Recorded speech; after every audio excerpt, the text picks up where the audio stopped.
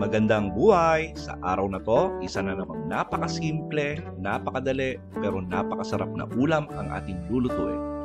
Magluluto tayo ng stir-fried pork strips na nilagyan natin ng toge.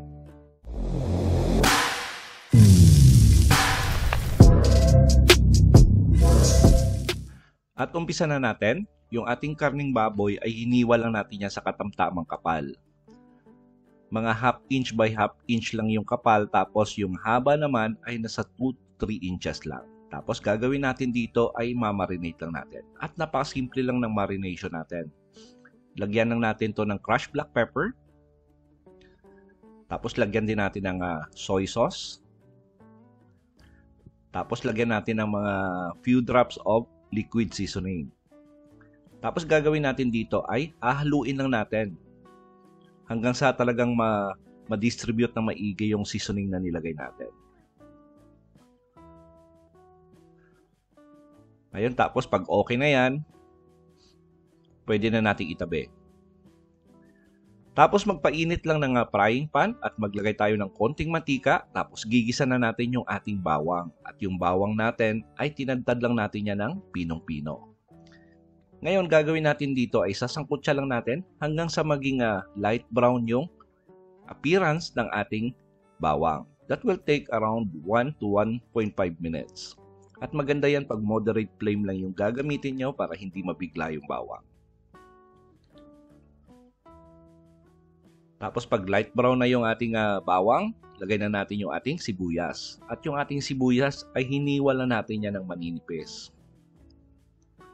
At igigisa lang din natin hanggang sa mag-iba yung appearance at naaamoy nyo na yung aroma ng ating sibuyas. Tapos nilagay na natin yung ating pork strips na minarinate kanina sa black pepper, soy sauce at saka liquid seasoning. Sangkot siya lang natin to hanggang maging brown yung kulay. Siguro mga 4 to 5 minutes nating sasangkot siya. Low flame lang para hindi masunog yung ating baboy. Then after 4 minutes, medyo brown na yung appearance. Lagyan na natin to ng oyster sauce. And by the way, para sa kumpletong at insaktong detalye ng ating recipe sa araw na to, ay sinulat ko po sa description box. Tapos haluin lang natin para ma-absorb ng ating pork strip yung ating oyster.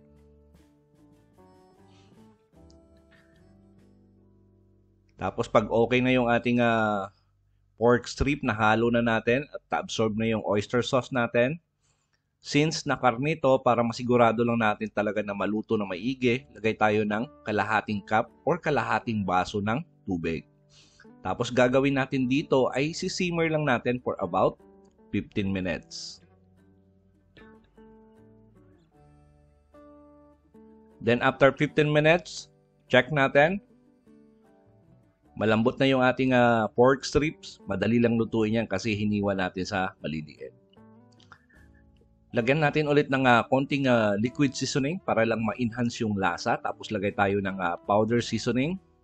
Mga kalahating kutsarita. Tapos haluin natin saglit. Ngayon lalagay na natin yung ating carrots. Yung ating carrots ay hiniwa lang natin yan sa maninipis. Nang sa ganon para mas madali siya lutuin. Naglagay lang ako rito ng carrots para magkaroon na ng contrast doon sa ating recipe para sa presentation natin para maganda naman.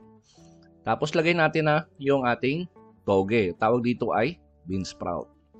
So gagawin natin dito ay hahaluin lang natin ng dahan-dahan kasi gusto natin half cook lang yung pagkakaluto natin sa ating toge. Kasi masarap yan pag medyo crunchy pag kinakain.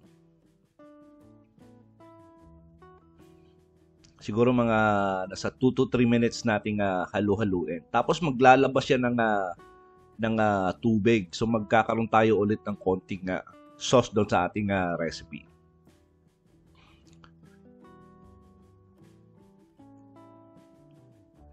Ayan, pag okay na, yung last natin na ilalagay dito ay yung spring onion. At yung spring onion natin, hiniwa lang natin yan ng mga nasa 2 to 0.5 inches yung haba. Tapos, haluin lang natin saglit. Hindi na natin kailangan lutuin yung ating sibuyas. Siguro mga nasa 15 to 20 seconds lang. Tapos, pwede na natin to i-serve yung ating ginisang pork strip na nilagyan natin ng toge. Lipat lang natin sa ating serving plate. Tapos, pwede na natin i-enjoy. At sigurado po ako nagustuhan nyo yung ating recipe sa araw na to. Please like and share the video. Tapos kung bago po kayo sa ating kusina, please don't forget to subscribe at pindutin yung notification bell para updated kayo sa mga susunod pa nating masasarap na recipe. At huwag nyo na rin kalimutan na i-follow yung ating kusina sa Facebook. Salamat sa panonood at ito ang Kusina ni Dan Levy.